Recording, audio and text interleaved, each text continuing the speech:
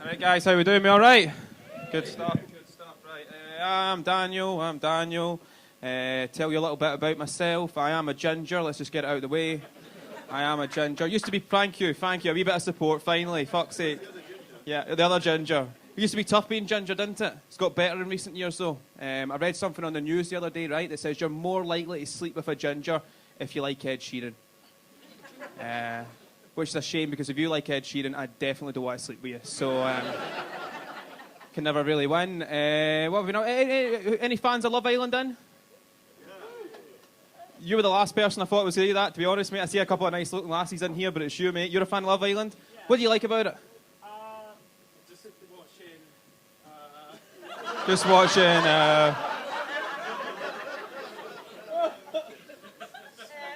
Just fun to watch. That's why I watch porn, to be honest, mate. That's the same reason. Same reason. It's a weird show, though, Love Island. I tried to watch one episode of Love Island, right, and Caroline Flack's the presenter on Love Island, right, and so Caroline Flack came out, right, and she's like, everybody line up, and I thought, finally, they're going to shoot these cunts. Didn't happen like that. But it is a weird show. It's got, like, a lot of goodwill, Love Island. It's a weird show. It's always on during the summer, you know, lots of people watch it, and everyone's like, oh, who's coupling up with who, and who's shagging who. And when I watch it, all I can think is, what one of these people is going to kill themselves within 12 months?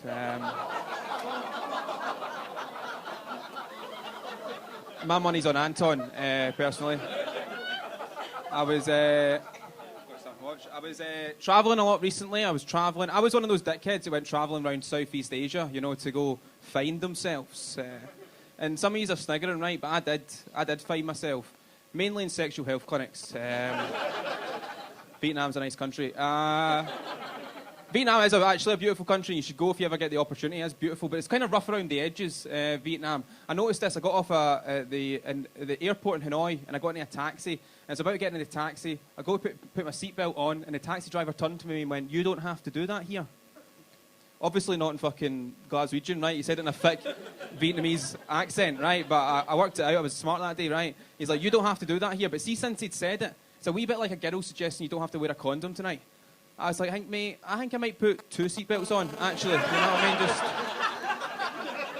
Just never be too careful. I've been applying for a lot of jobs recently. That's been fucking tough. Been applying for a lot of jobs. Find myself a lot of group interviews. Anyone ever done a group interview? They're tough. What was it for? Somebody's nodding your head. What was it for, sir?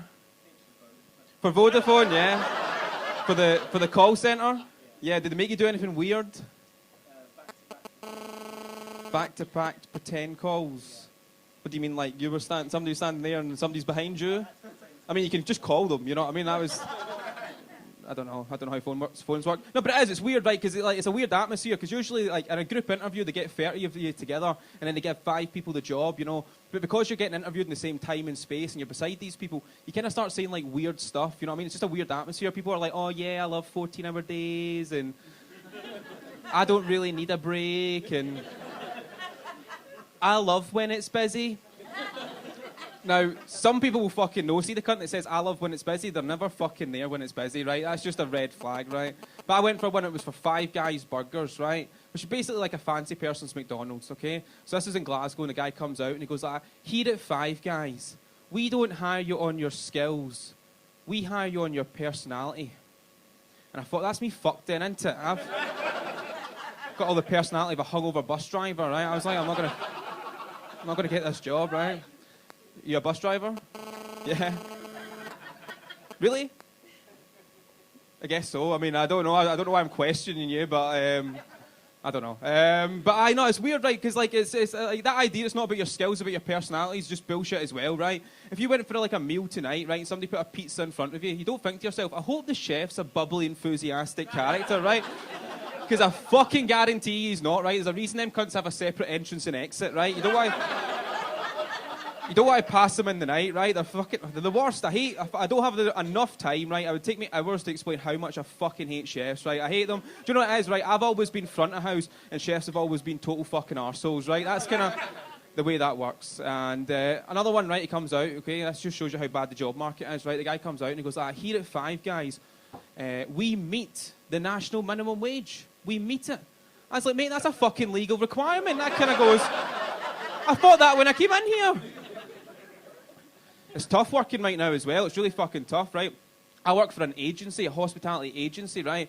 And sometimes I'm going to, like, it's like this gig economy thing, you know what I mean? Sometimes I'm going to the same parent company. The parent company hires agency. I've been going to the same places for year after year after year, and they never actually make you like a full-time, proper employee, right? They're a wee bit like a boyfriend that can't commit. You know what I mean? You're like, oh, we spend all our time together. I basically live here. What are we? And he's just like, I don't like labels. You know what I mean? Let's keep it casual, you know? But I work for an agency right now, and basically what happens is you phone them on a Monday, and then they give you shifts throughout the week. But if you don't phone them, they don't phone you. They literally don't care if you live or die, right?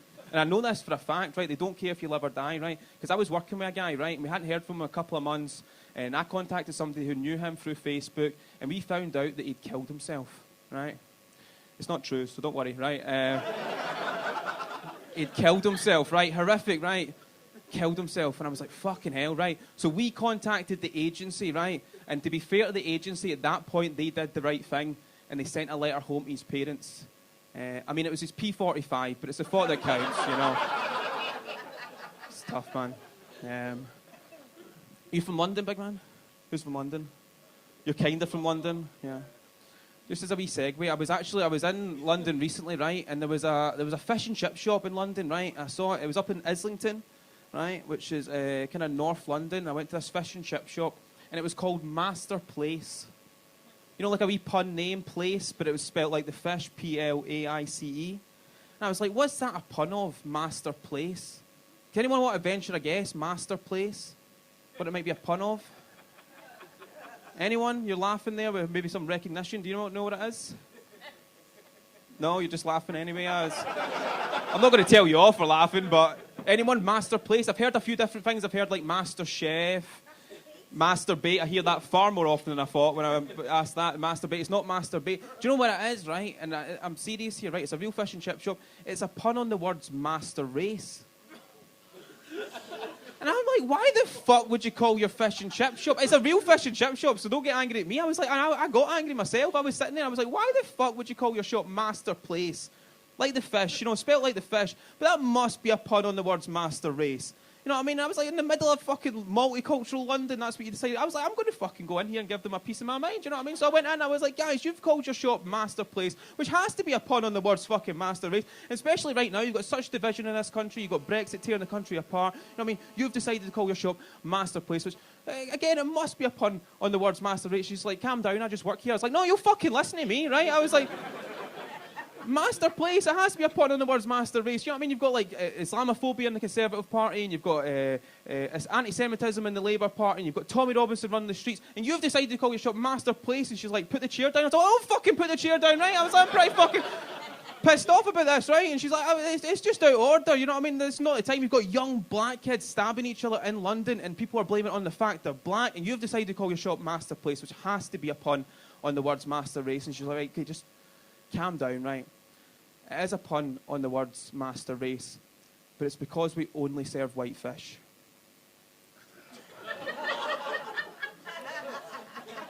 They only serve white fish. They only serve white. There was like a sign there that said, no blacks, no Irish, no oily fish. They only serve white fish. Who doesn't get it? Who didn't find it funny? By a wee... Who doesn't get it? Let's just try and work it out. Who enjoyed the joke? One person. Got one. And who doesn't understand the joke? Because I've got about 30 seconds to explain it again. Master race, they only serve white fish. You look like you almost got it. Yeah. Nah, I'm just fucking with you guys. Sometimes the journey's better than the destination. That's all I'll say. But to wrap it up, right, so I was doing this group interview, right, and I didn't get the job, and it didn't really surprise me, to be honest, because I'm quite cheeky with my bosses and stuff like that. I get fired a lot. I like to argue with my bosses. I love it.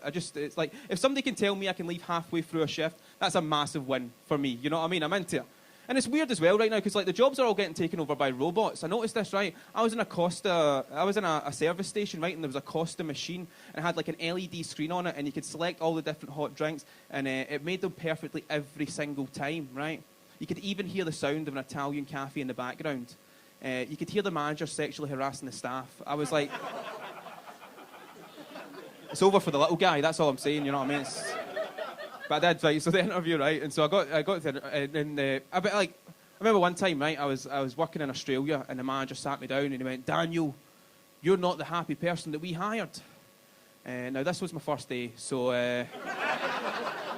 that's on you, mate. I remember another time he sat me down and he went, "Daniel, every single chef in this establishment has a problem with you and you alone." He's like, "Do you see the common denominator?" I was like, "Well, they're all fucking chefs, aren't they? Just get rid of a lot of them." Right, guys, you've been fucking lovely. Thanks a lot for your time. I've been Daniel Conlan.